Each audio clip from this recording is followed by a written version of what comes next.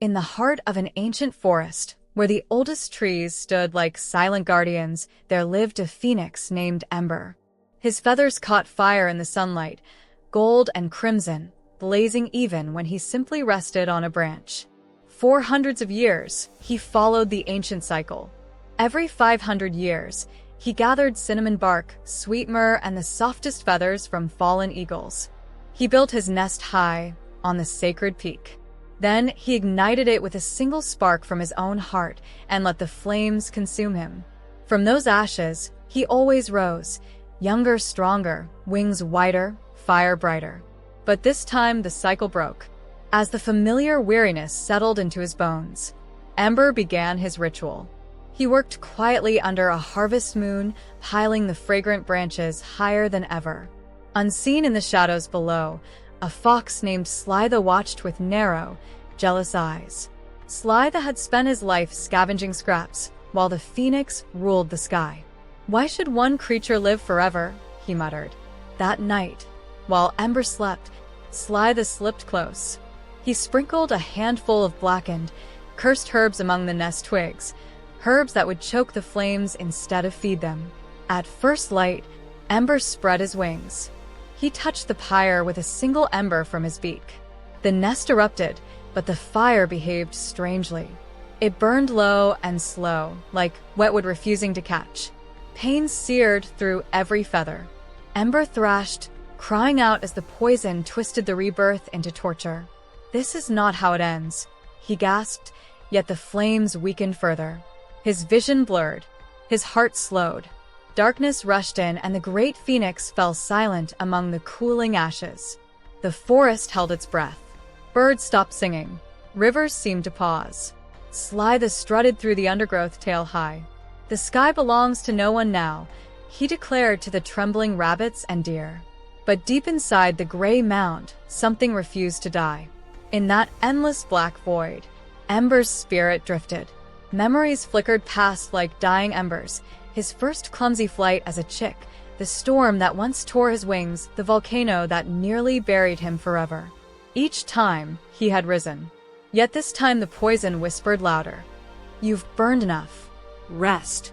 Fade." Then came the one unexpected thing. A young eagle named Arya, small, fierce, barely grown, flew to the peak alone. She had listened to Ember's stories since she was an egg. She had seen Slither creeping near the nest the night before. Ignoring the fox's threats, she landed on the ash pile. She began to scratch furiously, scattering the poison herbs into the wind. "You're still here," she called into the silence. "I know you are." Her voice pierced the void, like sunlight through storm clouds. Ember felt the spark return, but the poison fought back, clamping tighter. He wavered. "I'm too tired," he thought. That was when the second incident happened.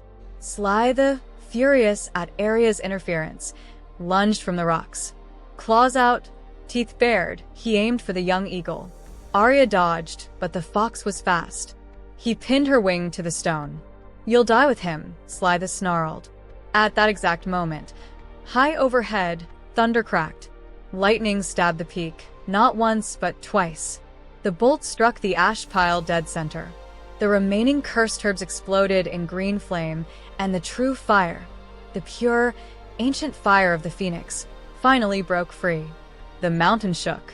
A column of golden red light shot skyward. The ashes swirled into a roaring tornado of flame. Slither screamed and fled, tail singed, vanishing into the dark woods forever. From the heart of the inferno, Ember rose. His new feathers carried faint silver scars where the poison had bitten deepest. His eyes burned brighter, carrying the memory of doubt and the victory over it. He was not the same phoenix. He was more. He glided down to Arya, who lay wounded but alive. With the gentlest touch of his wing, he healed her. Then, together, they soared, two silhouettes against the rising sun. Below them, the forest stirred back to life. Flowers opened. Rivers rushed again. Every creature looked up and felt the same quiet promise. Even when the fire feels wrong, even when the ashes feel final, something inside still waits to burn true. Years later, another storm came, fiercer than any before. Lightning shattered Ember's nest mid-rebirth, once more scattering his ashes across distant valleys, rivers, and cities of men. For a season the world whispered that the phoenix was gone forever.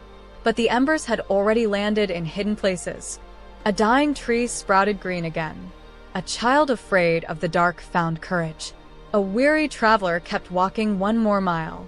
Slowly, silently, the pieces drew together across the miles until one dawn, Ember rose once more, whole, scarred, unbreakable, because the fire had learned to burn in many hearts, not just one. And that is the truest rebirth of all. The phoenix did not rise because the flames were kind. He rose because he chose to burn brighter, even when they tried to smother him. When your own fire feels wrong, when the ashes feel too heavy, remember Ember. The comeback is already kindling inside you. All it needs is your decision to rise.